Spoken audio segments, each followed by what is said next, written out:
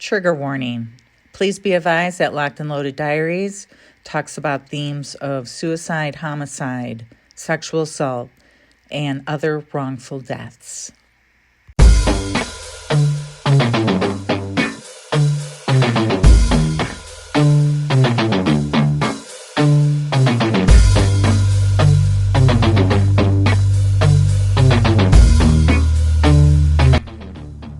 I'm willing to bet that you think most military deaths happen in the combat zone. Think again. Nearly 3/4 of all active duty U.S. military deaths between 2006 and 2020 occurred not in the war theater of Iraq or Syria or Afghanistan, but in places of no conflict. And of that 74%, 93% of deaths happened here on U.S. soil. My name is Kimberly Walker, and I'm an Army combat veteran. These statistics sent me on a goose chase about what was happening in the military and how did these soldiers, sailors, airmen, and Marines actually die? What did the military know about these deaths, and what were they telling these Gold Star families? Well, I went straight to the source. They have done all the legwork. Please join me and my battle buddies and Gold Star mothers, Terry Caserta and Heather Hedge Baker, where on every episode we will talk to a Gold Star family member and find out what happened to their service member versus what the military told them, and the justice that they've never received. Are you ready? Well, we are. Welcome to Locked and Loaded Diaries.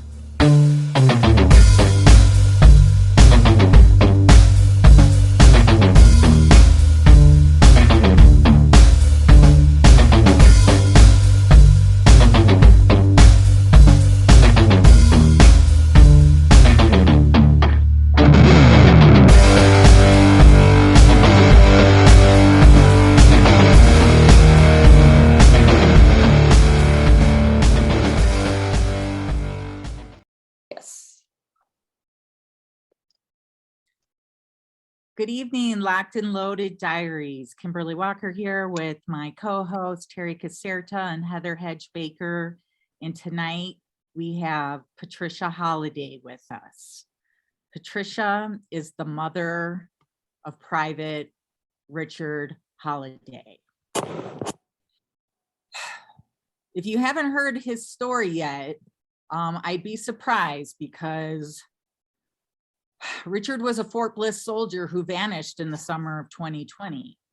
While Fort Hood was, all eyes were on Fort Hood because of the number of soldiers that were going missing and coming up deceased bodies. Things were happening in other parts of the country, like Fort Bliss. And I think Private Halliday may have been overlooked because of that. His story is that he was last seen at the Fort Bliss barracks room on July 23rd, 2020. His parents suspect foul play and a cover-up regarding their son's disappearance. More than 240 interviews, 71 subpoenas, and 6 search warrants on emails, phone numbers, social media accounts, and financial institutions associated with Halliday have been conducted as part of an investigation, according to Army CID. There is a reward. It's grown up to $125,000 at this point to find Private Richard Halliday, but still nothing. His family hopes that the reward encourages other soldiers or anyone else with information on his disappearance to come forward. It's hard for me to really accept that nobody knows anything. But isn't that the way that the military plays it? You got all these high-ranking officials, in leadership positions. That is their job. They are to take care of soldiers and to know where their soldiers are and what's going on with their soldiers. Sergeant majors, commanders, that's what you guys get paid the big bucks for. And when you shrug your shoulders and say, I don't know, I'm starting to question my tax dollars. That's something that I would hear out of the mouth of a private.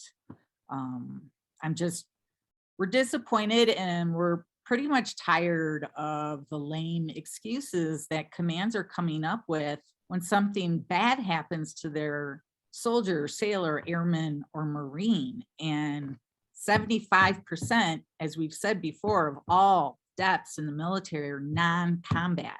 93% of those deaths happen on US soil. Where is Private Richard Halliday? When is Congress going to have the balls to stand up to the military and stick up for our servicemen and women? I don't ever hear them talking about us unless it's for some kind of political, sale or something. Oh, we support our veterans. All right, then what is going on in the military, and why aren't you guys doing something about it and holding leaders' feet to the fire and demanding justice from the Pentagon? Patricia, thank you for being here. Can you give us a little insight about Richard and why he decided to join the Army? Well, we're a military family. Now, Richard was, my husband was stationed in Germany. And while we were there, we decided that we wanted to adopt. We heard that Poland was opened for adoption. We put in for 3 children, and we ended up adopting Robert and Richard. So Robert was close to being 8 years old. Richard was 5.5 years old. We have 2 daughters, that are older than that. So we were just thrilled, and that was our journey. And we ended up, not by our own planning, but staying in Germany, and also in Ireland, because we were a homeschool family. And when my husband retired, we couldn't homeschool in Germany. So, and plus my husband has Irish ties. So we were going back and forth half a year from Ireland to Germany. We stayed there about 20 years. So that's where Richard grew up. Yeah, he grew up there.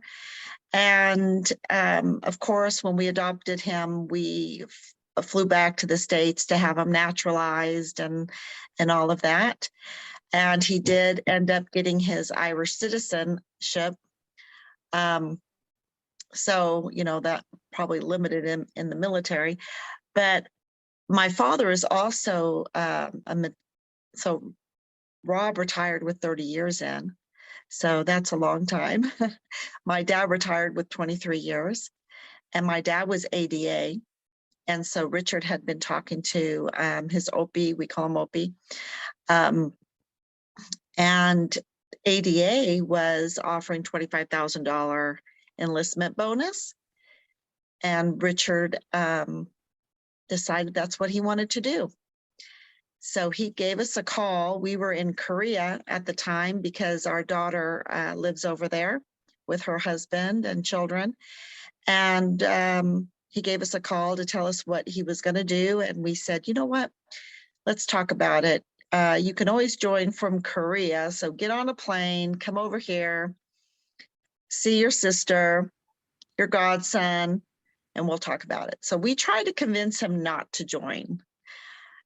And anyway, we weren't successful.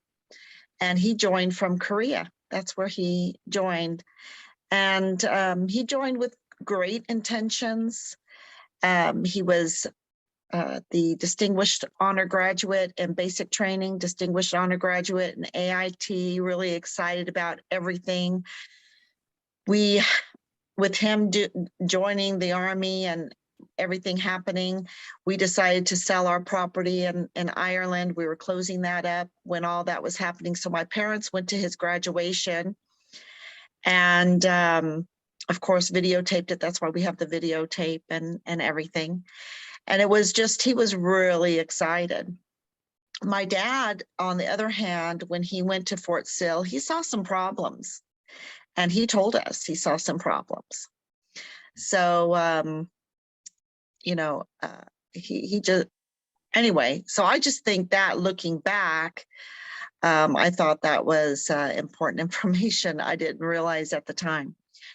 What And kind of, I'm sorry, Patricia, what kind of problems did he see? he just saw, he thought it was bad leadership. Okay. You know, he didn't think that in his army, what he viewed as army, what he saw, he thought was going to cause some trouble, that the leadership was lax, was not doing what they were What year? supposed to be doing. Yeah. 2018, 2018, Okay. yeah. Yep. Okay. So when Richard got to Bliss, he was deployed, and for about 10 months. And well, he did so well at basic training. He was telling us he's going to go green to gold and this and that.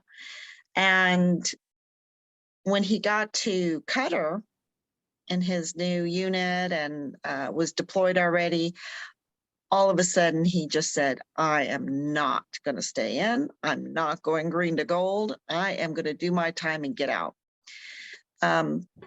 He had clept college math and German. So he had earned some college credits. So he was promoted really quick to E4 with waivers. And we knew that he wasn't really happy in the Army. We kind of said, see, we're kind of like, we told you, be careful.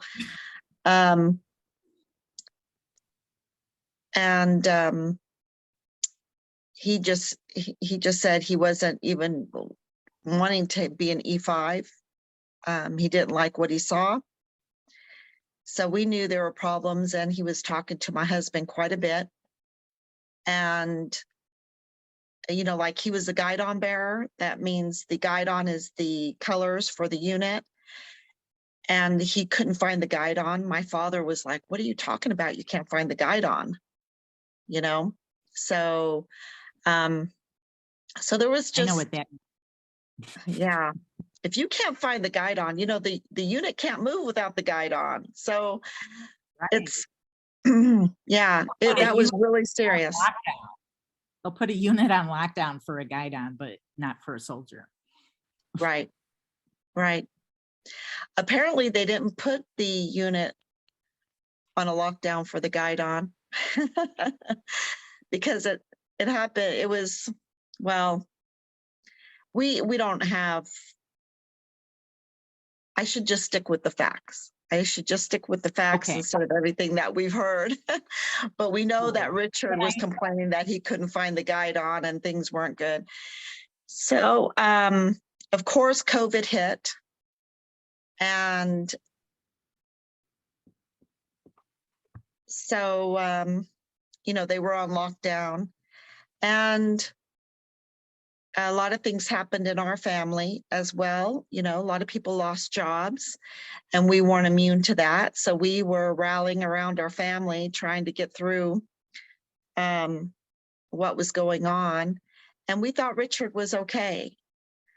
We knew that he had a lot of field training exercises, and those can take a long time. And we had a little deal that, you know, every 2 weeks you have to check in. You know, if you're not talking to us and you're doing things, at least every 2 weeks, give us a call or text us, let us know everything's okay. Well, 2 weeks had gone by and we didn't hear from him because he was really good at that, you know. So I was kind of like, okay, what's going on? I talked to my husband. He's like, you know, he's probably in the field. Those FTXs can take a while. So don't worry about it. Well, when a month went by, you know, I was really bugging my husband. So on day 36, I walked into our office, our home office, and, you know, my husband said, I'm calling Richard's command to see what's going on, because he didn't really want to say, hey, my son's not talking to me, what's going on, you know? But he called, and I sat down across the table from him, and he said that Richard was AWOL, and he was almost in tears, Captain Yoshida. And we're like, well, why didn't you call? My husband's like, okay, why didn't you contact us? 36 days. So we were in real shock. And they said they couldn't do anything for us at that time. Richard was considered a deserter, and they, you know, he was off the rolls. So they couldn't do anything. And so we were in shock when Rob hung up the phone. And the first thing that came to my mind was Richard was dead in a ditch somewhere. You know, that's what came to my mind. And I started calling people, and my husband started calling people. And then we started trying to reach out for help, put in a missing persons report. We couldn't even do that because Richard was in nobody's jurisdiction. So no one was willing to help us. And my father, we were getting so frustrated that my father went to the NCIS, so the Navy, because they lived in Portsmouth, Virginia, and Norfolk. So this Navy service member gave me a call and said, look, your father was just in here. I don't know how I can help you, but I will do whatever I can to help you. And I just cried because I was like, oh my gosh, someone's willing to help. And he said, did I say something wrong? And I said, no, you're willing to help, you know, and we've just got no, no, no. So he gave us some information. He did some searching and gave us some information, and we still couldn't put in a missing persons report. We were calling the embassies, we were calling the airports, we were calling friends all over that maybe where Richard would go, because at that time the Army said that they had a witness that witnessed Richard walking away. Now we know that that witness was nowhere near Richard and had lied. So we decided, okay, we got together and we decided that we were going to go on social media. And Richard's godmother was one of the very first people I called, and she said, Pat, do you know what's going on at Fort Hood? And I said, no. And she goes, well, you need to watch I Am Vanessa. And I know it'll be hard for you, but watch it. So Rob and I sat down and watched it, and we thought it would be really hard for us. But what happened is when it was over, we looked at each other and we knew what we needed to do. And so we decided we were going to copycat the Guillen family and to get answers. And so we went and bought a bullhorn and got permission to do rallies and called a lot of people and got our truck together and went to Fort Bliss. And all during that while going to social media. And our daughter's Instagram got 40,000 hits. And the CID gave us a call and said they would put Richard back on the rolls and they would help us. So then the media started calling, and Stars and Stripes had contacted us. I know Stars and Stripes is not big media.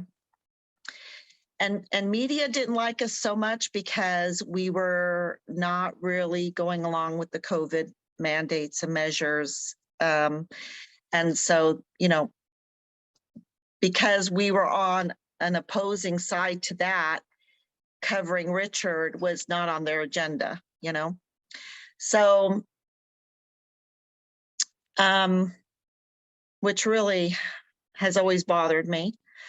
But when Stars and Stripes contacted us, the PAO for Fort Bliss called us and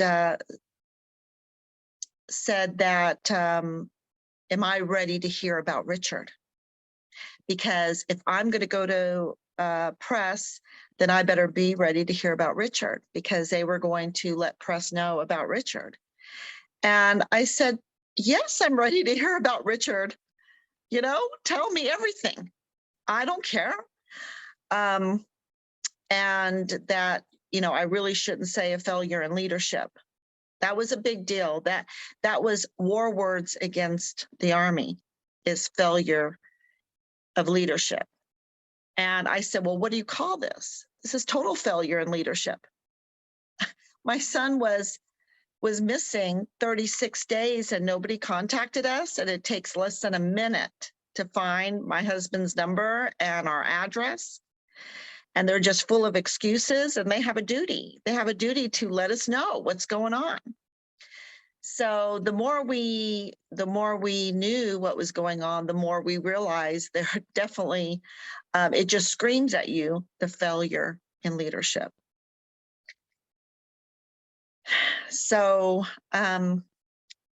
that's really how we got back on the rolls, how we got to Fort Bliss, and then they greeted us and brought us in, and it was very controlled, went through the barracks, very controlled.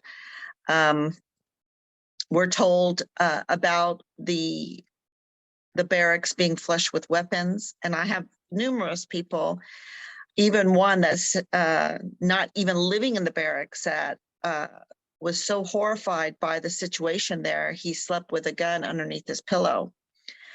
And now he doesn't, because he's not there. So it just, and that was Brigadier General Stewart that told us that there were weapons in that barracks. And then CID called us later on and said it wasn't just that barracks that was flushed with weapons, it was all over Fort Bliss. And I'm like, okay, that makes it better. Because you just don't have weapons in the barracks, and then especially during the lockdown and other things going on. So we started learning things through the rallies, and right after we got there, we had a young lady give us a call, and she said that she had gone out on a date with a soldier that was in Richard's unit in Richard's barracks, and he had Richard's credit card. But also that when she asked him, why do you have Richard's credit card? He said, well, because he went to Cancun, Mexico with a girl. I have Snapchat photos of that. So that was a really big deal for us. And we gave that information to the CID. And because the CID is hiding all the time, they're hiding all the time, they can't level with you. So they just said, oh, that's nothing. He didn't have the credit card. My husband's like, they didn't even do a health and welfare check. They just called the guy in and said, hey, do you have Halliday's card? I mean, it was not a good situation. And then we found out that they never called her in. And so we kind of pressed them, and it took like almost a month for them to finally call in this young lady. But since then, we have found out that she's not credible. That's the best way to say it. She's not credible. So, but they couldn't tell us, and they have proof that she's not credible. Why couldn't they say she is not credible? This is the reason why, that we won't call her in, that we won't do this, because here it is. So they just don't, I don't know. They just seem like they're always hiding. And so it makes you not trust them. Then not too long after that, we had a man walk into a Dollar General, And the cashier, her friend, had gone to one of our rallies or met us at one of the rallies and had taken flyers from us and put it on the door of the Dollar General and on the freezer outside, the ice freezer. And he walked in and he looked at it. We have the CCTV footage as he was walking in and paused to look at the flyer. And he went in and she said that he said, you know, he was FBI and that FBI found Richard in Juarez. And it's bad news. He's dead. And that they could take down the flyers. And so she called us and she did take down the flyer on the door. She went to take down the flyer off the freezer and it was already gone. But she called us and we got there less than an hour after he had left and received the CCTV footage and also videotaped her witness account of that. So that was like right after that happened. And you can see it on the Find Richard Halliday Facebook pinned to the top. So we called the State Department to see if the FBI had been looking for Richard in Juarez, and they had. And he listed off the 3 places of the 5 that they were looking. And so that was eerie. And when we gave all the information, the videos, the CCTV footage to the CID, we were told that, no, you know, he's just some guy that's following our Facebook. And I said to them, do you understand what our demographics is for my Facebook? I said, there's not too many people on. And at that time that was true. And there's still not that many people on. And they're all women, very few men. So why is this older, because I could tell that he was older. I didn't know who he was. We do now by just the grace of God. Just a little miracle happened and we found out who he is. And he turns out to be Lieutenant Colonel Bugato's father-in-law. And Lieutenant Colonel Bugato is G3, 32nd ADCOM. That was absolutely crazy. And they still don't make anything out of it. They haven't answered our questions because of it, or they answer it, but they're not thorough answers. It's, just kind of, oh, don't pay attention to it. So, and then I guess another very big event that just happened is a officer of the court, that's what he wants to be called us up and said Richard's file has been leaked by the CID. A Captain Tavita Nusa leaked Richard's file, and we're like, okay. And he goes, I want you to go to press. I want you to let everyone know this because it got leaked to Leilani Hart. And now we're hearing that it was because Richard put in IG complaints, that it was before Richard ever went missing. And then there was a video being tampered with. And so this is what we have been told. We didn't release that right away. We went and confirmed who this person is through Governor Abbott, through Cruz's office. And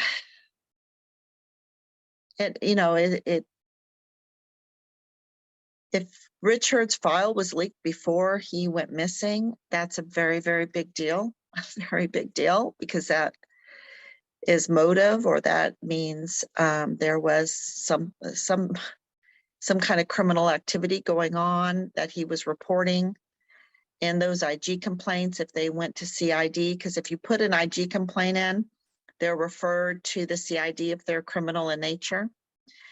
And then, of course, Richard went missing on the 23rd of July, 2020, and the last person that spoke to him was a female, and that was numerous contacts. And so we asked to speak to this person. We were never allowed to. And we found out just by Hannah re-looking at all the text messages, because, you know, you just get so much information coming in. And so months later, we found a text message from her and contacted her. And she confirmed everything. And the CID then got involved and put a three-way conversation. They wanted to be part of the conversation. And now we have found out through another video, there's other things involved. I don't even know if I should mention them. I do on my live, but, and it is her giving a PI, an audio and a video of Richard, and saying that Richard was in possession of sex tapes. She said Richard was not in them, but that she had given everything to the CID,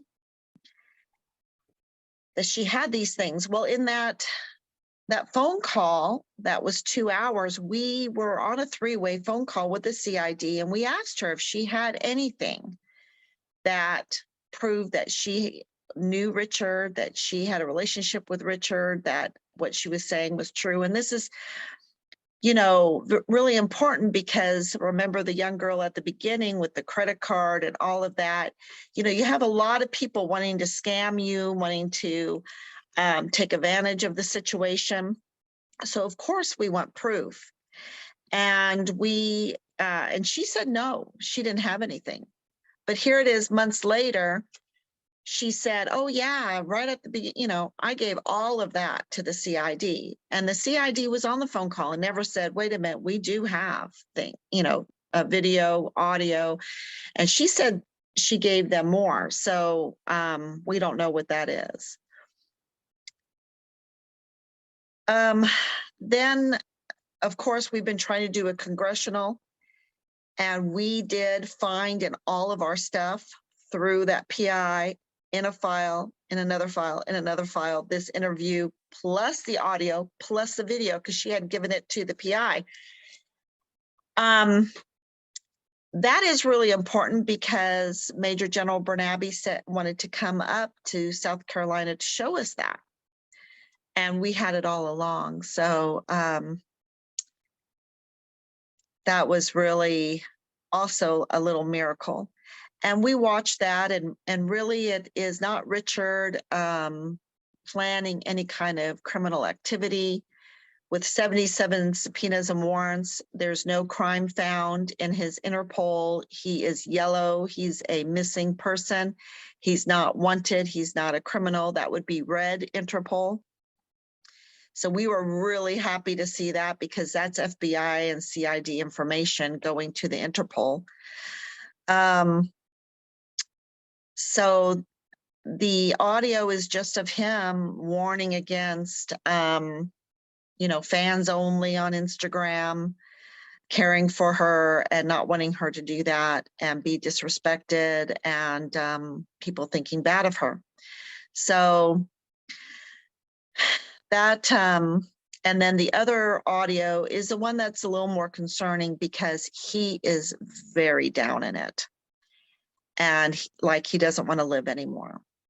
And so that's why I think Major General Bernabe wanted to bring us that, because the narrative now is suicide, that Richard was suicidal.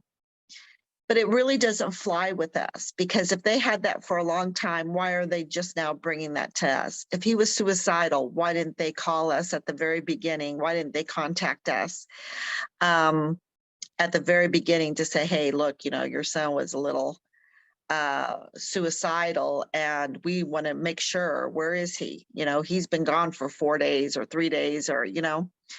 Another thing too is less than a week before he vanished, he had bought a pistol.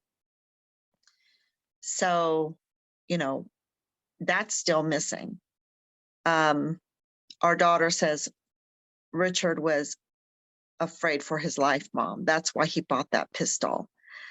So there's just a lot of things that don't make sense to us when it comes to the suicide, just the way they've acted, especially with this smear campaign from our liaison. Believe it or not, we were appointed a liaison.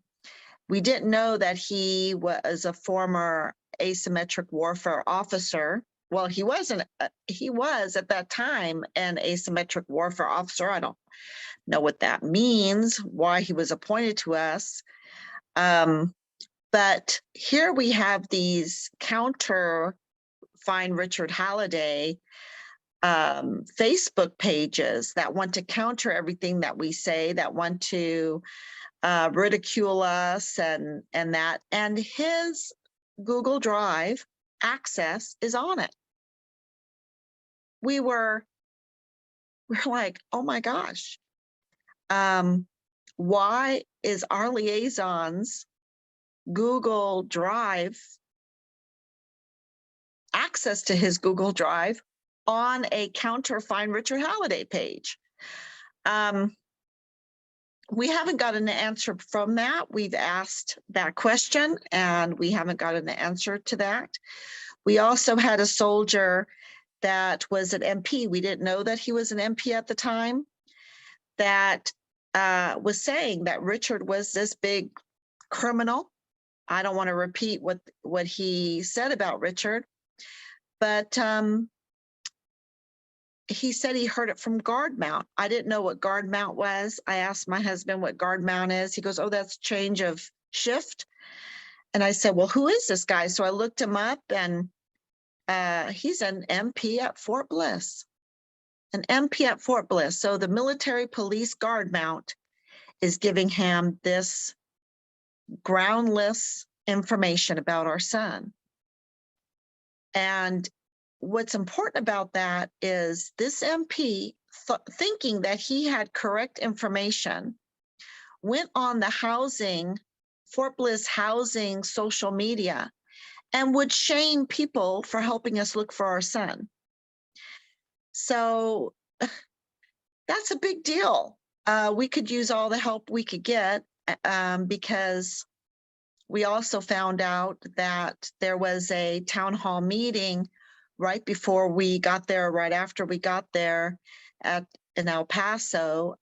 So that's September, beginning October 2020, to tell the soldiers they could not talk to us, they could not talk to media, they could only talk to their command and CID. And so why is that? What are they trying to hide? What are they trying to cover up? If Richard is suicidal, if Richard just walked away, why are they so nervous? And they were shaky and they were nervous. Yeah. What do you think happened to Richard, Patricia? Well, if he walked away, he ran away. If he ran away and he hasn't contacted us in 594 days, it's because he is scared something happened to him. And the only thing, well, something happened and he's really scared. And I guess I can let y'all fill in the blank if he's alive. And that's why we want to find him if he's alive, because he needs that support. You know, the ADA, they don't move like the rest of the Army. They stay in one place a lot longer. And there's so many people, I've been even told that Fort Bliss is a prison for ADA. You just don't leave there, you know? So you have a lot of very established soldiers that stay there a long time. Richard was, you know, very new to the United States, very new to the American culture, just learned how to drive when he was 18, but because of Ireland and Florida, then joining the Army, his driving skills were bad. um, so it, he was a fish out of water with people that are established there. And I think that makes the leadership even more of a failure because they need to look after their soldiers and don't let them get taken advantage of and in bad situations. I'm being told that it is a leadership problem, that it is, in the opinion of people that have more information than we do, it's more of a retaliation problem, and that we're really close. So, and I'm really sad to say that because what we told the PAO at the very beginning when they were really afraid and because she was shaking and saying that what I was saying on social media were war words to the Army, I was like, look, we love the Army, but the Army doesn't love us. And we wanted a win-win, a win for Richard and a win for the Army. And if the Army would just come clean and tell us, even if it's ugly, people would still respect them for getting it out, finding their soldier, and doing what's right.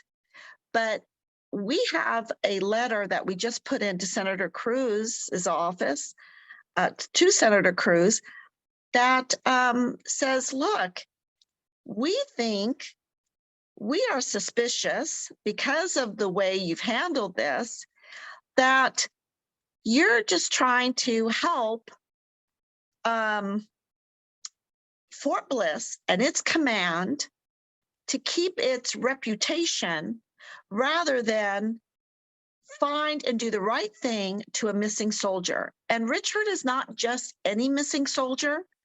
Richard is the very first CONUS Dust One missing soldier after the whole Fort Hood debacle. He's the very first one that came under their changes, their absent soldier flow chart that's supposed to make all these great changes to help. He's the first one that they could make an example to set a new pace on how they handle these cases. And he's in the wake of not just Fort Hood, but with Caleb Smithers there at Fort Bragg, and also Enrique at Fort Bragg, and then Austin Hawk there at Fort Stewart. I mean, it's not just Bliss, it's not just Fort Hood. I have tons of stories all over. And, you know, it's like our soldiers are safer being deployed to a hostile zone than they are on their own USA ground.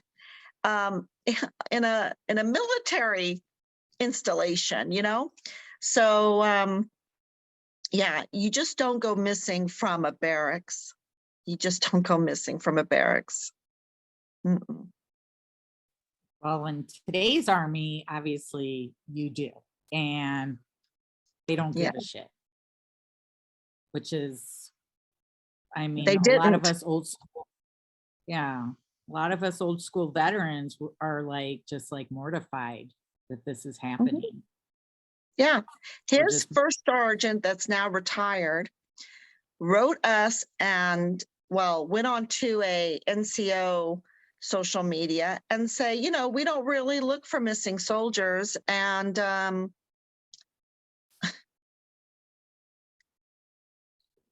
yes, you do. If a soldier does not show up to work, everybody in his chain of command are looking for that soldier until he's found. We just don't like, oh, well, he's not coming back to work anymore. Carry on. That's not how it works. Well, you Unless wouldn't think. that is, right, unless that's the new standard for the US military. Patricia, how old is Richard? 22 right now. Okay, when he joined, how old was he? Or is he? 18. Was he? I'm sorry, 18? 18. Mm-hmm. And when he first joined, where was he deployed to right away? Cutter. Thought that's what you said. Okay. Have you ever thought of maybe submitting a FOIA for the IG complaints that Richard supposedly did? Did you do that? Yes, my husband did that about 8 months ago. Anything yet? We, at the 6 months point, they said they forwarded it to the agency that it needed to go to. And then he, about 2 weeks ago, he received information saying shortly, we should get something shortly. Okay. I do know it takes a while. So just to let you know that I figured that was the process that would happen. I was thinking that maybe they automatically sent to you that none exists. That happened, you know, with one of the FOIAs I did for Brandon. It doesn't exist. So that's what I was hoping you did not receive. So what you did get, you should get something soon, I hope. And I hope it's what you guys need and deserve. Did Brandon put in IG complaints? No, he did another complaint, like a sexual assault complaint, and it doesn't exist. He never did one. So that's why I asked that question. I don't know if I believe it when they come back with these reports that Congress members did not make reports. No, That just happened with PFC Krista Alvarez, Alanis, in our last show. And Patricia, when earlier you mentioned that Richard told you that he saw some things that made him want to leave. Do you know what those things are? Did he explain? No, he didn't explain those things. As a matter of fact, when he came to visit us in August, he said, look, I'll talk about anything with y'all, but not the Army. Interesting. He did not even want to talk about the Army at all. To his sister, to his brother, well, to his sisters, to his brother. No. When I said sisters, because he shared a hotel room there in Florida when we went, you know, we wanted to treat him to a trip.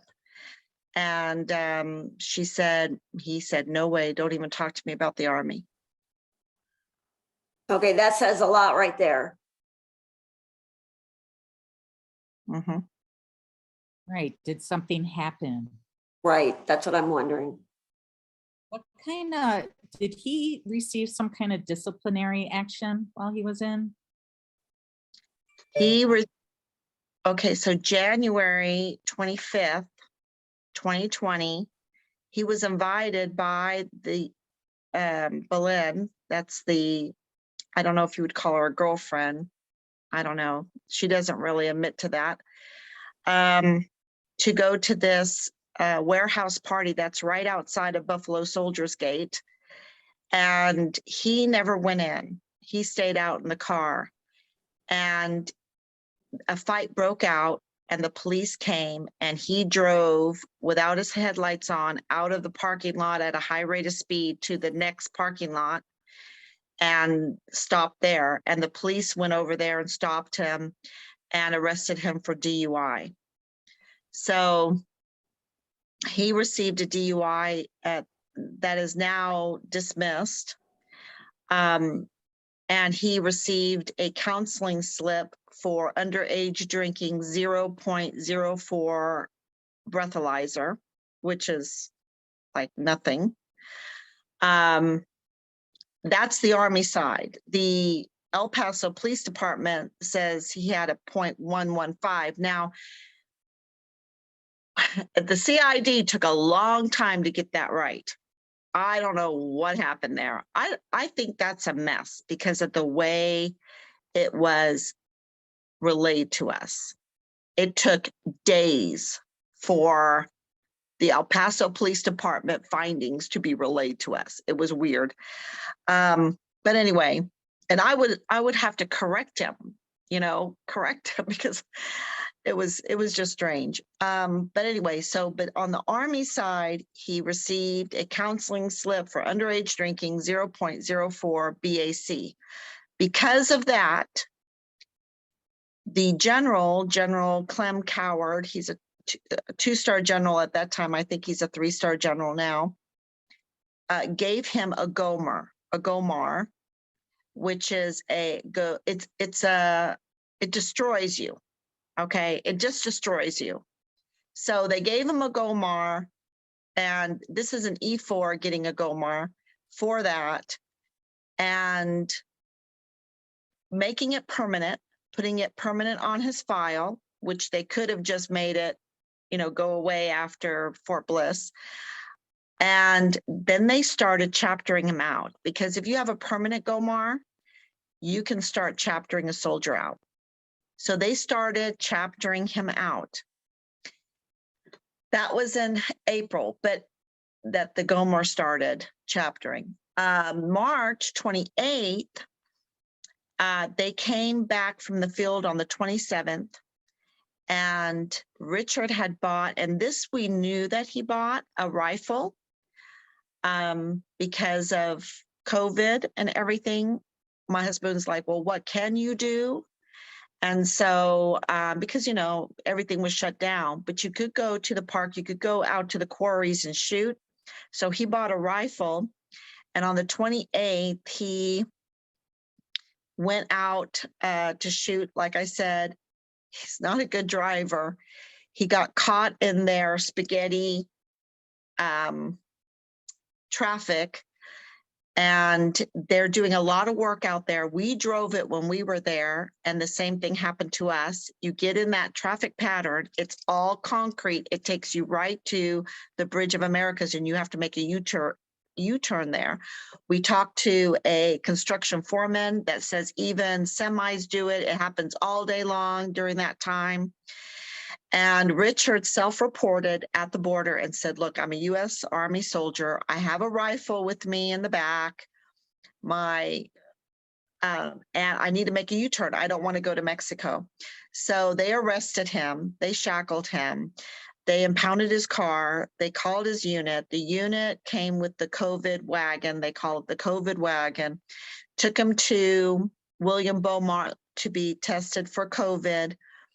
He was also tested for his mental state. That was negative. Everything was okay. On the hospital report, it says that he was only at the border briefly, but never crossed over. The Army to this day insists that Richard crossed into Mexico. And we have even Captain Park's letter saying that he didn't cross into Mexico. We have First Sergeant Jay Pollin's information, text that he never crossed into Mexico.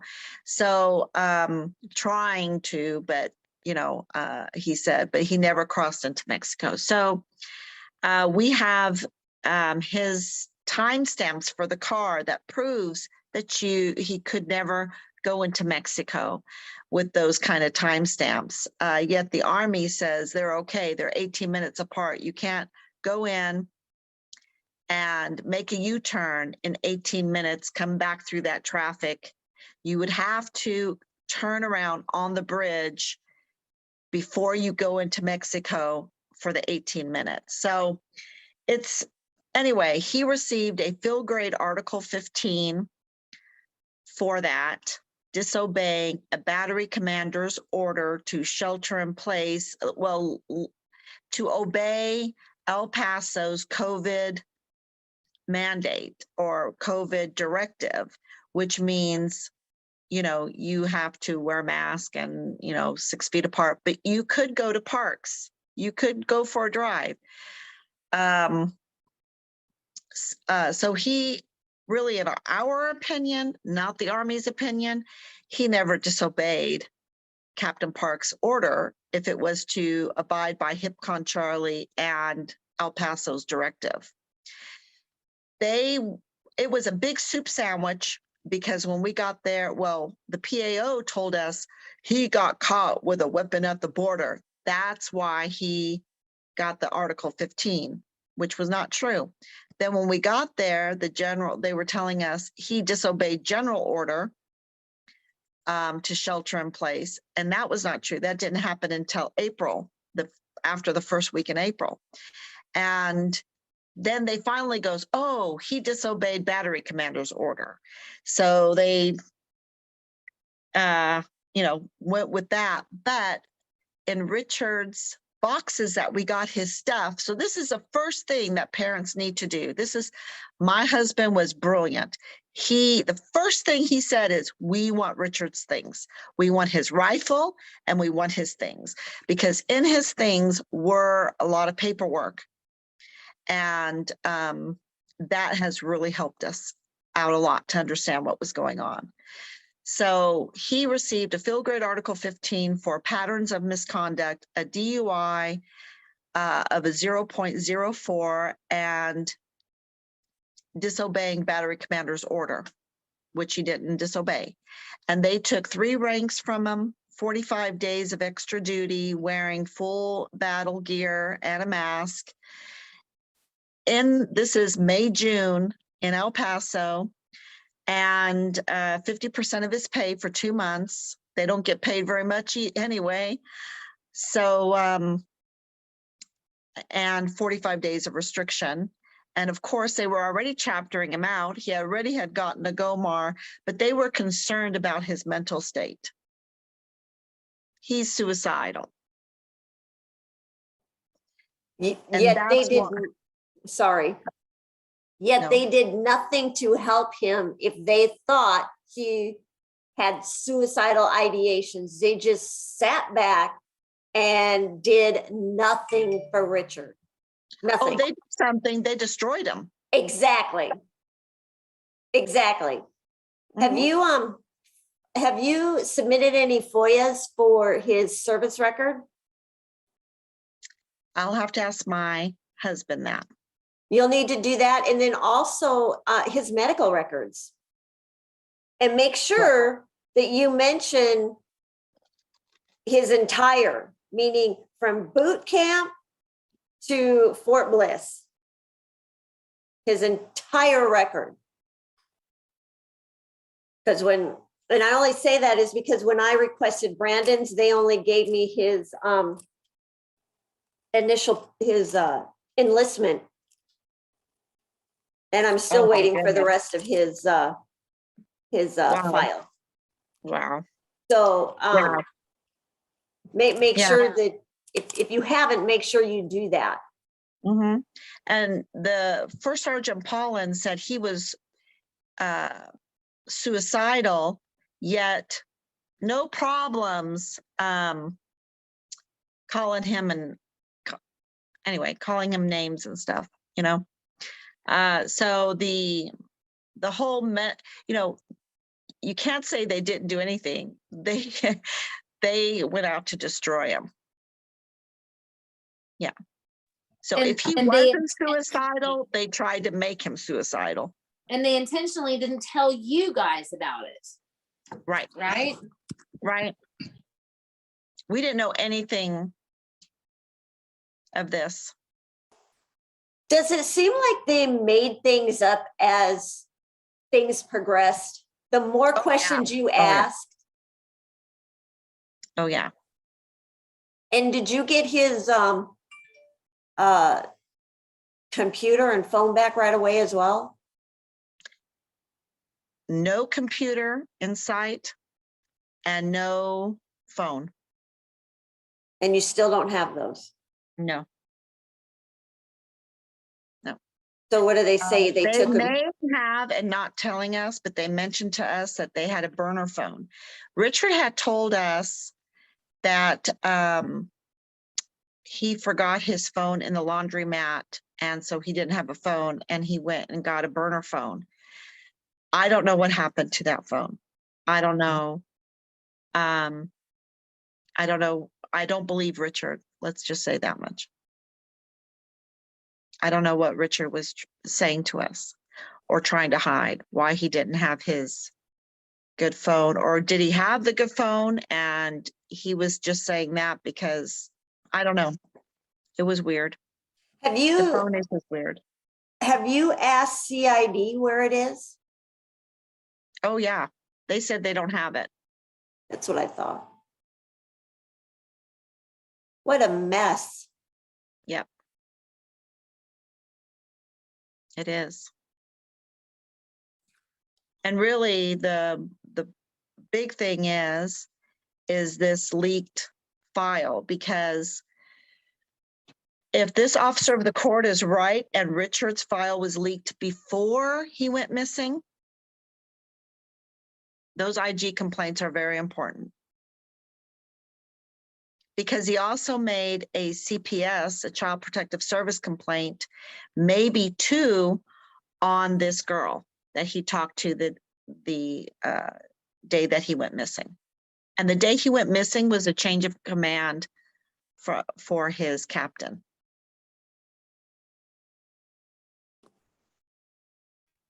Interesting. What do you think about, yeah. What do you think about gang activity, Patricia, at Fort Bliss? Well, if you looked at his the diesel that for, they call themselves a diesel battery or a Delta battery. There's some, that was the first, when I put up that picture, one of these pictures, the first thing that people started writing me were, there's gangs in this. There's gang signs. Yeah. Absolutely. And just with the atmosphere of everybody that's just been there for ages, you know. And we do know that they were selling illegal drugs in the barracks. We know that the alcohol was flowing. We know that it was full of weapons. We had some witnesses, not just one, of racketeering going on in the barracks during the COVID, where they would charge up to $100, $80 to $100, $100 for Delta, 80 for others. If they wanted to get out and not be reported. So the soldiers that didn't want to pay that money, they would sneak out sometimes out the back door that was supposed to be locked, but they would put a little pebble in the door. So we were told that they did a 15-6, which is an investigation of that. And they came back. My parents went, my sister went with us to the findings, and everything was peachy in that unit. I have never heard of a unit where weapons are allowed in the barracks. Hell no. Hell no. It sounds like, the whole command was just complicit, like all the way up. That is, real leaders would not allow that kind of shit in their barracks. I just don't understand. His first sergeant and his commander, how were they with you? Richard's first sergeant, acting first sergeant at the time that he went missing, refused to even speak to us. So at our meetings, nobody in Richard's main chain of command, except for the general and command sergeant major, were there at the meeting. So like his captain, his first sergeant, they weren't there. The lieutenant colonel, they weren't there. The lieutenant colonel that, yeah, we talked to her briefly on the phone, but she never came to a meeting. We never met her in person. So what did they do with him? I don't know. We're going to find out. The IG complaints are really important. But this is, you know, I think they just want enough time to go by. They just want it to all go away because they're trying to protect their reputation. Right. So, and for a whole year, I really did not say too much. A lot of things that I knew what that was going on, I really didn't say too much, believe it or not. And then after a little more than a year, then I finally started saying, look, it was the command sergeant major that told us that the morale was so bad that they brought in girls during the COVID to have parties, lockdown. Then I was like, really? Okay. That means morale was really low. If they're going to risk that and they're going to tell me about that, that means things were not good. And you're talking about barracks full of weapons, barracks full of drugs. And when you bring in these young girls, they bring stuff with them. So it was not a good scene at all. And we went and checked. We went and asked people, and they said, absolutely. The girls were standing there. The visitor center is closed, and they're just standing there waiting for rides in.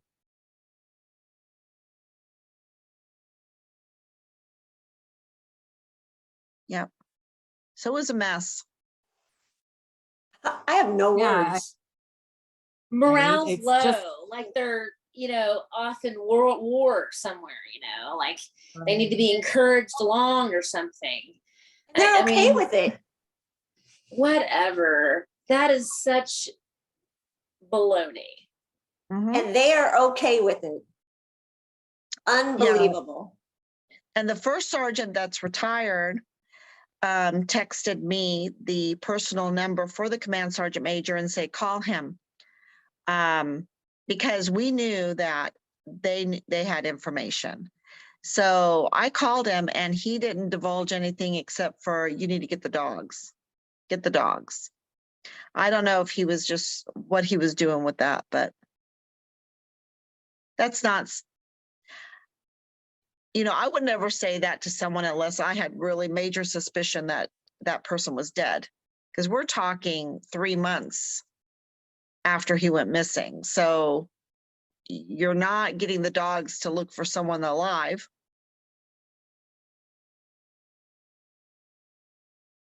Yeah. Heather?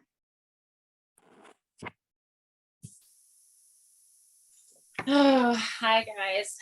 It's a lot to take in, my heart is so heavy for you and for your family. I think about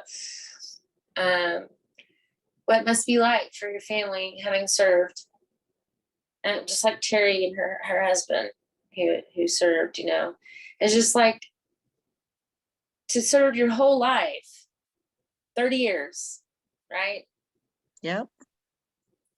And like to come in and say, hey, there's something off about this. That says a whole lot. And that happened before any of this happened. That happened in the beginning, right? Your son's case is very interesting. It's been a lot on my mind because it really proves that they were derelict and negligent in their duty to not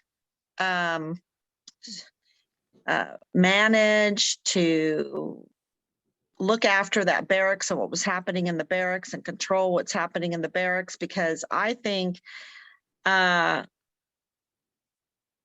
sure didn't help. That sure didn't help. Well, and they to check instead of checking on an injured soldier Mm-hmm. as they were ordered to, Mm-hmm. instead the roommate who knew about it and lied about it in the beginning, that said that he didn't know that Caleb hit his head and he wasn't sick or anything, he didn't know anything.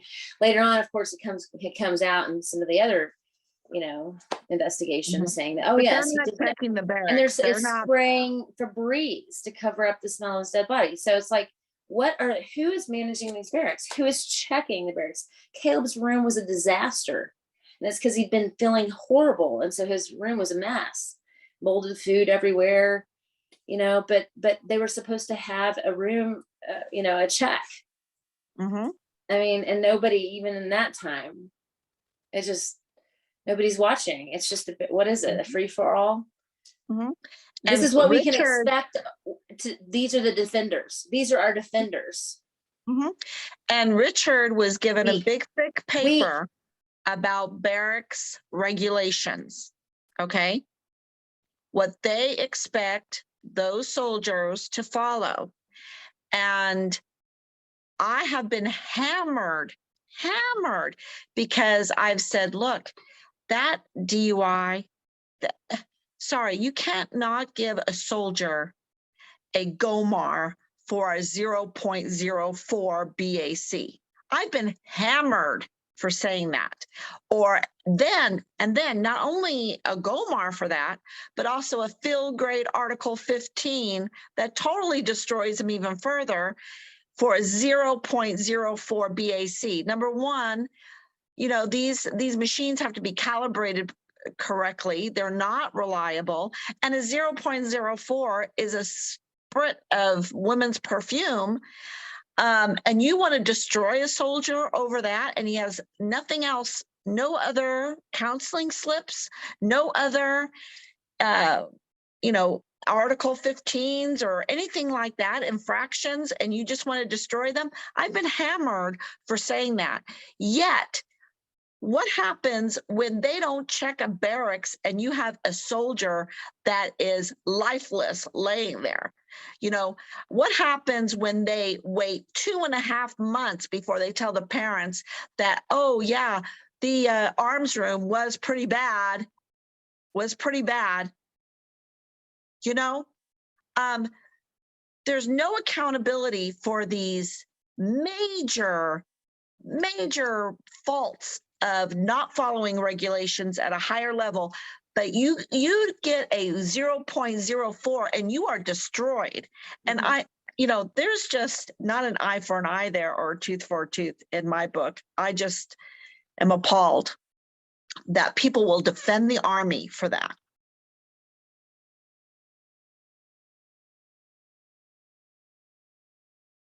And not reaching out to us way sooner.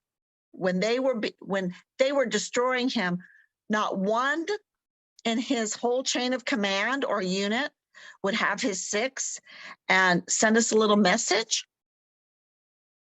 I just, yeah, crazy. I had to reach out to the command myself after I found out that Caleb had passed away. The command did not reach out to me. I reached out to the command. I called the main line and I said, I need to talk to a colonel that's in command. His name is Colonel, you know, I mentioned his name, and then I had to get through it. It was just like snail mail. And then I had to call 3 times. And then, you know, after maybe 2 days, they finally called me back. That's ridiculous. That's pathetic. It's pathetic. That's such bad leadership. And I told him, you know, you cannot deny the fact that you should have called me immediately. Right. How, you know, and at the time I said, how many kids die in the barracks? You know, I didn't know. I'm saying this is, you know, Colonel, he's probably thinking, more than you know, lady, because we just let it go because we don't care. all we care about is our own accolades. You know what they told me?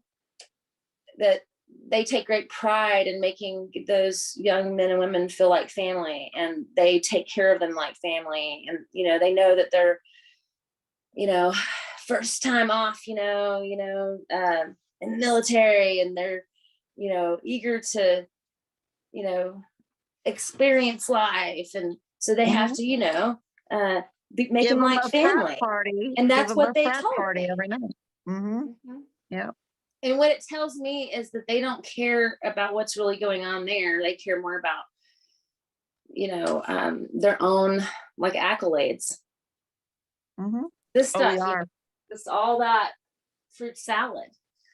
Trying to see if they're going to be a good old boy or one that you can, you know, either walk all over or retaliate against. You're either on their side or you're not. And if you're not, this is the way they get treated.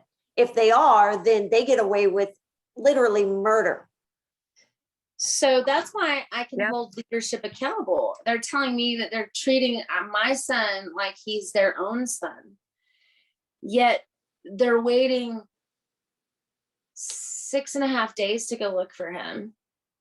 They didn't even, I mean, I don't even know when they even started looking for Richard, really. I mean, it was like, you said 36 days, or, you know, I mean, when did they even look for him initially? It's like, are they saying that? When it's, I don't see how you can get away with not going and looking for a soldier, or even saying that, oh, he's AWOL. Well, why didn't you call the family? Like, that should be like the first, where's Richard? Have you seen Richard? Have you heard from him? We've been trying to reach him.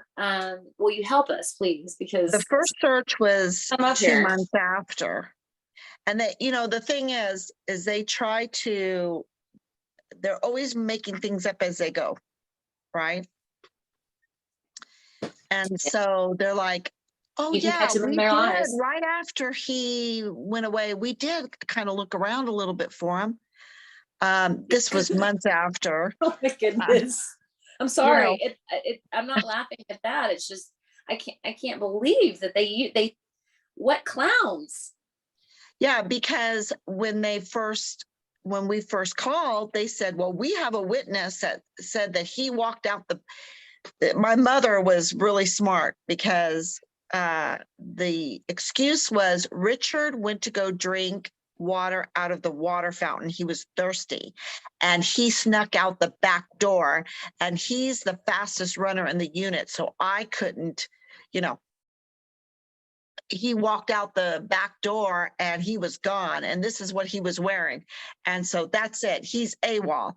And his first sergeant wrote in that post, you've heard about everything going on in the Army, like at Fort Hood and with Vanessa Guillen's case, but I want to assure you this is not that. He wrote that. This is not that. We're like, how do you know? How do you know? You were retired. How do you know this is not that? And why are you saying that? But you see, we go by proof. Yeah. How what do you mean by this is not that? Yeah. Give us some proof if you're saying that. No, and he went on to call Richard all kinds of names and go along with this smear campaign that came from even the military guard mount. So you have the PAO, he got caught at the weapon with a border before we even knew what had happened at the border. And we had to go discover that for ourselves. All they wanted to do was get timestamps because they're desperate to have Richard cross that border, because they have no other excuse to give him a field grade Article 15 with maximum punishment and then some. And so what happened to this Lieutenant Colonel Roddick that gave Richard the extra wearing full battle gear for 45 days during his extra duty, which is not permitted and what is allowable for punishment for the field grade Article 15? You know, and even Major General Bernabe said, ooh, that was a little, he would never have done that. And I'm like, well, finally you admit something. And he did admit that it was failure of leadership, that the family wasn't contacted. So he did admit that too. But and he wasn't there. The thing is Major General Bernabe wasn't there. He was in Wiesbaden.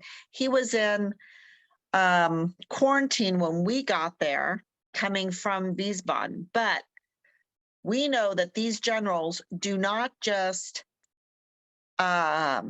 get to know their new position right when we get there. We know that they want to land with feet running. They already have contacts. They already know what's going on before they even arrive to their new station. So we do know that. So with a little bit of experience, 30 years service with my husband, he does know the Army, and he does know people that know even things. And so we do have a network, whereas a lot of families don't have that. Don't have that. I know I talked to Austin Honk's mother, and she told me she didn't even know what CQ was. So that there's no way. Where was CQ? Where was CQ when her son was being slaughtered? So the barracks are a big problem. And you know what people tell me? This is their excuse. Oh, that's been going on for decades. Well, you know what? That's no excuse for me. I'm not accepting that. If that's been going on for decades, that is more shameful, Because how many sexual assaults, how many murders, how many hazings, how many whatever has been going on in the barracks because they just, and I'm just heartbroken from the whole thing.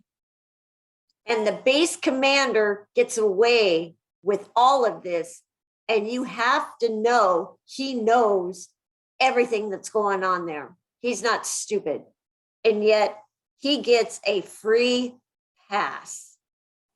He is not held accountable, he or she, at all. And this has been going on for years. Yes. And that's what people need to understand. This has been going on for a long time. Enough is enough. Mm-hmm. Hold these people accountable. They deserve to be held accountable. Yes. And that's why we are here as Locked and Loaded Diaries. We're the link in the chain that was broken. And we're not going to stop until the wall is down. And leadership is held accountable, and independent investigations is what we're asking for. So with that said, very well said, Heather, what can Locked and Loaded Diaries viewers, what can they do to help you? Well, right now it's sharing all the information. I've put up tons of information in that first pinned video. You can see there's tons of comments. Well, in those comments is just information about Richard's case, and they need to share it because to get those investigations, we need to get Congress on their toes, and they're not on their toes. They are concerned with other things, and one of them, and this is what I'm hearing, is to protect the reputation of the Army. Well, protecting the leadership. Well, protecting them is not working because the Army is losing their reputation because they're so negligent and derelict and fraud, protect waste, a and abuse. reputation or protect a life. Yeah. So the cover-up needs to stop. They need to be accountable, and we need to get Congress moving. And I think the only way to get Congress moving is to remind them that they work for the people. They work for us. They work for the volunteer sons and daughters, and they work for the moms and dads of the volunteer sons and daughters. And, we've had enough. We've had enough of this, what would you call it? This I think it's almost like a Bamboozling. Trojan and a Trojan horse. It's like, are they purposely trying to destroy and weaken our army, our not just army, but our military? Because I'm hearing, who's appointing these are leaders? The Senate Arms Committee. See, the Senate Arms Committee is the one that appoints these generals. And if you're not a 4-star general, I wouldn't even talk to anybody unless they're a 4-star general.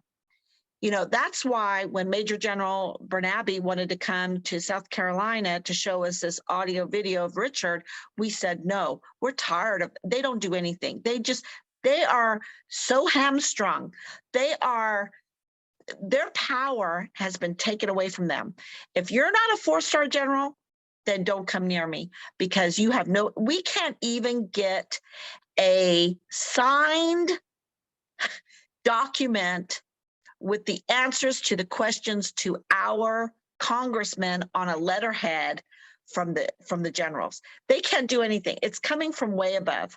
Okay, so it's General Mealy, General McConville, General Garrett in our case that really need to be addressed, and that comes from the Senate Arms Committee, and that's Congress, and and we need to get as many people to know about what's going on, and that's why I talk about the beheadings. I talk about Heather's son. I talk about the beheadings because from my circles, they started listening about Richard outside of my real inner circle. When I started talking about Vanessa, when I started talking about Enrique, when, April, May, June, 3 beheadings, one right after the other. People don't believe that.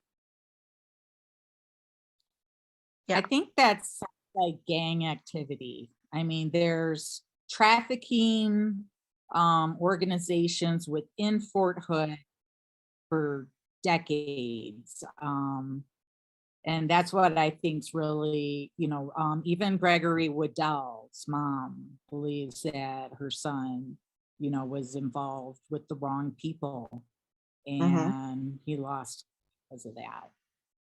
Mm-hmm. Well, one thing, I don't give them any excuses anymore. And the one thing that COVID has showed us is that if they want to react and change behavior because of an emergency, they can do it. They can click heels together. They can change behavior. They can make a campaign to make things better or to change whatever problem in an emergency that there is. So do not tell me that you cannot change the gang activity on these posts, the condition in the barracks. This is an emergency. I think this is a national security issue. This is a huge, we are weakening our army. We are losing the faith of the people behind the military. And so don't tell me they can't do it. They can, and it comes from way up above, and all they need to do is get that campaign going and click the heels together, and they can get it done. And COVID has showed us that they could do it. Right, and Congress needs to do it, but I'm starting to wonder what the connections are with the military and Congress and money coming in from, these crimes. There's money being these bases. And that's why senior leadership will not stop it, because they're putting it in their pocket too. It's just, we have to prove it. And Congress needs to get concerned about us or your children. Congress needs to give a shit about your children. Yeah. And I'm so tired of saying that we care, Yes, the 13 Marines that died in Afghanistan was horrible, and I think what happened over there was a mistake, but God dang it. Pay attention to these soldiers and sailors that are dying, on US soil, and nobody says nothing. It's never mentioned in any political talk. you know, only, you know, publications like Rolling Stone, Stars and Stripes, Military Times, you know, but I They see like, don't like the attention. They don't like no. the attention. They don't like negative press. You know, they Well, guess don't. what? Yeah. All the more reason Why- we all need to band together as one big group and make our voices heard. Yes. 100%. Yeah. How about a And every mass week- protest? Something, we gotta do I something. don't know. We're starting here with having a new story every week. And Heather and I are actually bringing Locked and Loaded Diaries to CrimeCon in Las Vegas at the end of April, which is the largest crime conference in the world. And we will be there on Podcast Row. And we're going to tell every freaking housewife that comes by our table what's going on with the military. And right now, as a veteran, I do not recommend anybody enlist in the US military. No. Because I there's wouldn't a either. 75% chance. Yeah, Mhm. go ahead. And if they're not going to reach 21 years old, by the time they reach their duty station, they should not be recruited in, because they use these DUIs against our soldiers. They should not I've never- use. Mhm. I've never heard of a junior soldier getting a GOMAR. Ever. I mean, are you serious? I've known soldiers have gotten multiple DUIs. This was like a couple decades ago, but still, they're not trying to rehabilitate soldiers. They're not concerned about their mental health. It's mission, mission, mission. And obviously, cliques and gangs and bullying and hazing. I've said it before that like a lot of these dead and missing service members are the empaths, you know, the nice guys, the nice girls that would do anything for anybody, and then they go missing or they end up dead because of the narcissists and the white supremacy that is going on in the military. You know, they're treating women like, you know, their own personal playthings with the harassment and the assault. And then she goes unbelieved. I've seen it in my own career, you know, where I had a soldier who was getting harassed at airborne school, and my sergeant major had the gall to say, you know, that she's loose, you know. Oh, what's that have to do with anything if she is sexually active adult, you know? So now we don't believe her that she's being harassed or assaulted because she's got children from 2 different fathers. I mean, my husband, I was married to an Army Ranger at the time, said the same thing. And I was just like, okay, I see how you all really think about women in the military. It's, Yeah. and I'm on the Asha Graham CID is a page. great example of that. Who? Asha Graham. Yes. Yeah. That story is devastating. What a beautiful. And I want to tell you, God has a great way of proving a point, because we had a meeting and the SJA and Major General Bernabe, you know, because I told them this 0.04 is not punitive. That is nothing, you know, and they were ready for me. And during the meeting, they were going to give me this big old manila folder to prove that it was punitive, that they had every right to destroy Richard over a 0.04 BAC. And I'm like, wow, okay, wow. Then I'm going to go after this battery commander's order, because that stinks to high heaven too. And that's a soup sandwich. So I left there, and it wasn't a couple days, and 11 soldiers, while they were in the field, got poisoned from drinking grog from a sea-lit with antifreeze in it, and they ended up in the hospital. So Did anybody get that's that? in the field. Yeah. And, and I'm like, okay, so you don't think that, because where are they getting all this alcohol? I think you're not allowed to sell it to someone that's 20 years old. So where is he getting alcohol if he has an alcohol problem? And yet in the field, there's alcohol. Well, I think your father was right. He saw the leadership was lackadaisical and probably complicit. They're probably, drinking with the soldiers, Mhm. He and saw just an being, E7 pulling CQ, and he thought that was not good.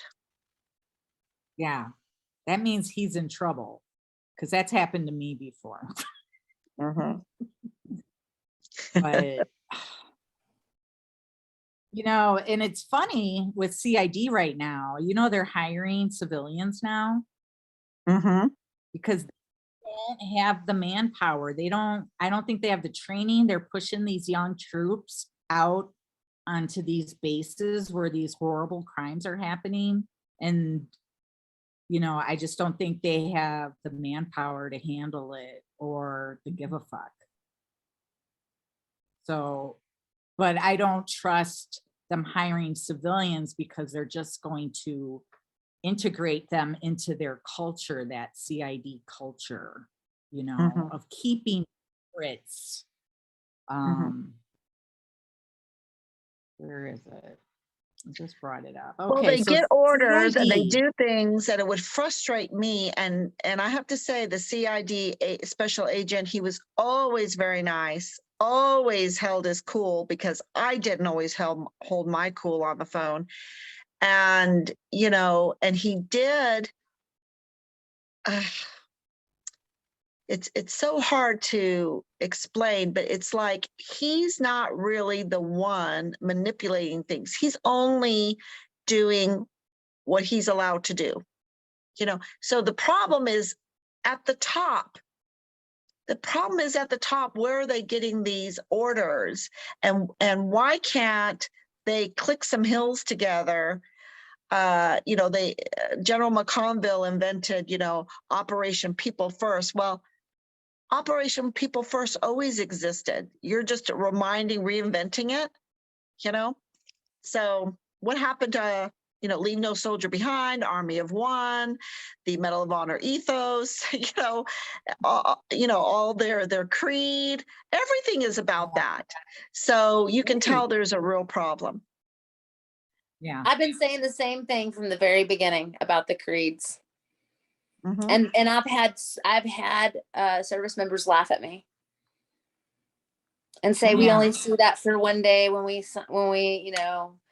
whatever we come into the Overboard. unit or whatever it is they're doing, and they sign it and then that's it. Caleb, he was singing it. He was calling me saying these creeds and he was so proud of them. They're disgusting. Once they sign that, then they have a new one that they give them to learn, the one that they want them to learn. Yes. Right. They're Absolutely. They have a different one that you have to abide by. Yes. So with I know exactly what you're saying. With missing service members and murdered service members, like what we saw in 2020, there are only 4 ongoing investigations on the CID website. Like, okay, we have an average of almost 900 service members dying a year between 2006 and 2021. Still waiting for the new congressional report on non-combat deaths, but that's the numbers between 2006 and 2020. How come we haven't heard about these stories? Why Why are there no active investigations? Why is there no movement? Why is there no justice for families? CID, NCIS, Marines, or was the OSI, Air Force. OSI.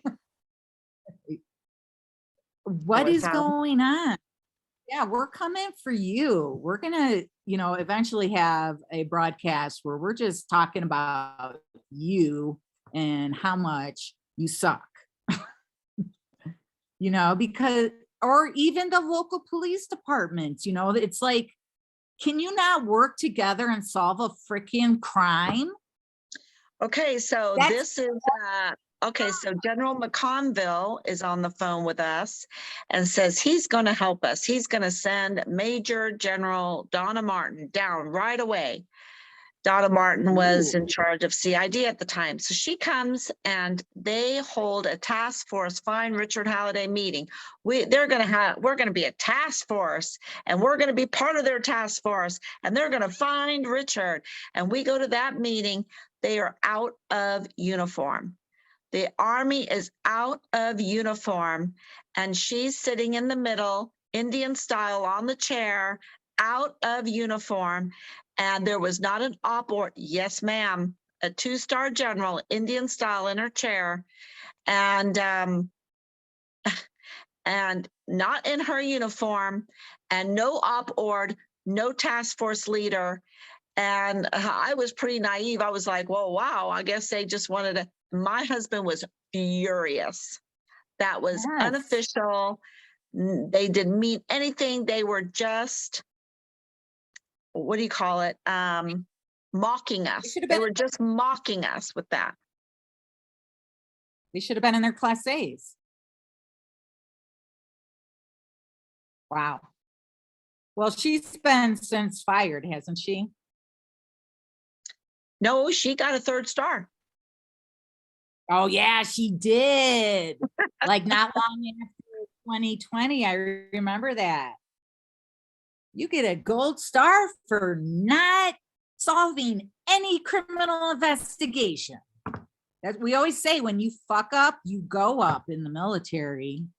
We'll give you a new position, promote you, whatever, so you can spread your toxicity around to the rest of the military, since you've already pissed all over it here. Yep. Okay. 2-star generals there and no one in uniform. And no FBI accountability. there, 15 plus agencies. The FBI were in their suits. FBI, sheriffs, yada, yada, yada, all the El Paso Police Department. Yeah. We really need to be calling our congressmen and women, but we need numbers. We need lots of phone calls, but unfortunately not everybody knows all these individual stories. And if they did, I think they'd be shocked. Yes. Not in our country, not in our military, not on our US soil. Oh, hell yeah. And I was going to say, if you know a family that's out there flailing around out there, not knowing what to do after a non-combat death, you can certainly send them our way. We are here to help. Thank you. Families just navigate this insanity. What do you do first? It's like you said, you follow Vanessa Guillen's family and whatever they did. And that's what I did with Terry. I'm just like a little duckling falling behind. What do I do, Terry? Tell me what my next step is. Tell me what my first step is. Actually, Shanta Block was the one that helped me initially, and that just kind of led into all of these other flood of families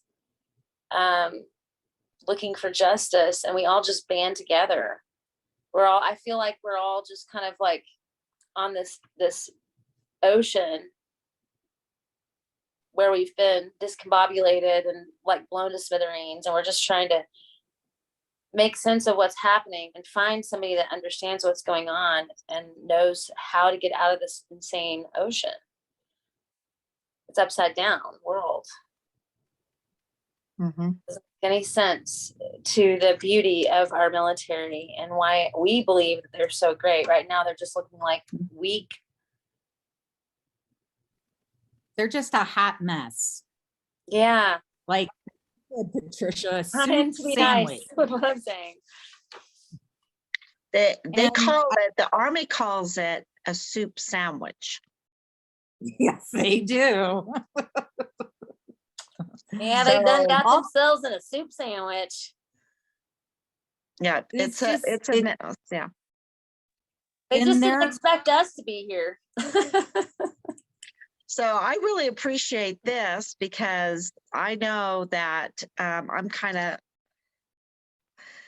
being, well, trolled and on things like that on the Facebook because they don't like that Facebook going out. But I keep going on wow. twice a day and mentioning all these other cases. And because sooner or later, enough of us are going to hear and things are going to happen. So Well- we do have some things going, just that this officer of the court got involved and is getting involved politically because he sent inquiries to federal prosecutors. So that's against the CID. That's a CID leak. Mm, Yeah, so that's a big deal. Because it's not just, we don't think it was just Richard's file. The officer of the court told us he doesn't, it was many files. So through time. So I'm wondering, was it Asha Graham's file too? How many Right. files that went there and got leaked to let people know who was making the IG complaints? man. So they weren't protecting our soldiers that were really essentially whistleblowers. And we have to have these IG complaints anonymous so that there's not retaliation. And, you know, and we have to have those organizations in place or those sections so that they can make, you know, the leadership accountable. And this is what And- happened with Austin Hawk too. Mhm. You know, like his stuff was leaked and it caused him to be murdered brutally. We have Yeah. not gotten to interview her yet, Julie, but she'll be on. We're gonna get her on. Yeah, get her on.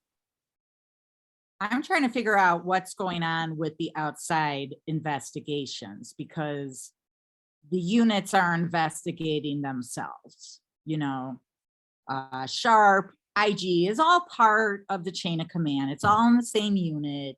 Everybody knows everybody, the good old boys club. What's going on with our outside investigations where things like this, any kind of investigation needs to be taken out of the commander's hand because they are not lawyers or investigators, and CID obviously can't handle the job. Where are our outside investigators? But then we're like, are they getting paid? Are they getting, you know, special treatment to be an outside investigator? I don't trust anybody at this point. Yep. I understand exactly what you're saying. And that's why we have to protect the youth of this nation that are being encouraged right now to go into the military under false pretenses of being able to pay for college. Young men and women, do not go into the military if that is your MO. Please go in knowing the statistics that 75% of our soldiers die non-combat, and of that 75%, 93% die on US soil. That means, and I love what you said earlier, you said that they're safer in combat than, you know, on their own territory. It gives me the chills. I have to agree with Kimberly when she said that she doesn't support And Elders, and I think Terry would agree with this one, Elders' mother, Elders, they say that he committed suicide. That the aunt and the mother questioned that. But Elder's mother told me that they train for suicide. That's what she thinks. They Oh, I'm train sure for they do. suicide. Yeah, I'm sure they do. It's the box training. Sexual assault, suicide, all that shit is just check the box. Get all these soldiers in a room for 30 minutes, give them a PowerPoint slide, and that's it. Once a year. Mhm. Yep, that's it. That's all they do. Nobody wants to be there. No one wants to be giving the training. Nope. It's a big inconvenience. Exactly. Yeah. They And no didn't one hire wants the to right watch. folks to begin with, then I guess. Nope, Right. that's why I want to go around to different bases in September when it is Suicide Prevention Month and talk to everybody and let them know what it feels like to be the mother of a suicide victim. I love that, Terry. What they left behind. And then I want to talk about the injustices that actually happen when a service member dies to the family. I think that would be powerful, and I really Very believe powerful. that soldiers, sailors, airmen, Marines, I think they would actually listen and be engaged in what real families have to say. Mhm. But that's my opinion. Given medication for suicide ideation. My son, no, he was never diagnosed with suicide. He did tell his command that he was depressed, but they said for him to suck it up and that he was fine. But no, he was never seen as suicidal at all. Nobody knew he was suicidal, yet everybody heard him tell everybody he was depressed. He just never said, I want to kill myself. Mhm. Because he never would have said that. Veterans, Yeah. military members, contact us. Let us know that you're one of the good guys and that you care about service members and you see what's going on in the military. Do not take this stuff to your grave. Do not keep quiet so that you can collect retirement. You know, money is not gonna cure, heal your soul. I'd rather do the right thing and get out of the military than keep quiet so I can have my 20 years and my pension. I know you're out there. I know that the majority of the military is filled with good people, but the bad people are doing a lot of bad things right now. Do the right thing. If you see something, if you hear something, say something. You could save a life. We have had too many military service members die or go missing. And it's been happening for decades. It really has, but it's 2022. Come on, let's get our shit together, America. We are supposed to be the most free, and we are the best country in the world. That no, we're not. We're like accusing all these other countries of bad things, but we can't even keep our own house clean. We can't even take care of these kids. Are like 18 to 22 that this shit is happening to. They're your boys and girls next door. It could be you. It could be someone you know. It could be you next. We're doing this to help future soldiers. We know that we're not going to get the justice for the soldiers and sailors and airmen and Marine that have already died, and years and years and years have gone by. But we're just trying to save the next life. But we can't do that if everybody is silent. Patricia, thank you. I think we're going to have you on again in the future because there's still a lot to unpack with Richard. And hopefully it'll be good news or something to give you closure. Yes, 'Cause thank you he's so out much. He's out there somewhere. Mhm. We love you. And- Justice We love you. Thank for you. Richard, and Yeah. let's find him. Yeah, let's find Thank you. Richard Halliday. And Thank there's you. a reward, I understand. Is that correct? 125,000. I cannot believe that's not motivating some scumbag out there. Yep. Well, thank you, Sorry. Patricia. We appreciate it. Thank you. We appreciate your Thank you so time. much. Thank you. No, I'm thanking you all for putting this together. I know how hard it is to get all this going. So thank you so much to give me a platform. And yeah, let's find Richard. Let's find him. And Okay. we'll- God bless we'll you. be listening. Good night. All right. Good night. Bye-bye. Bye-bye.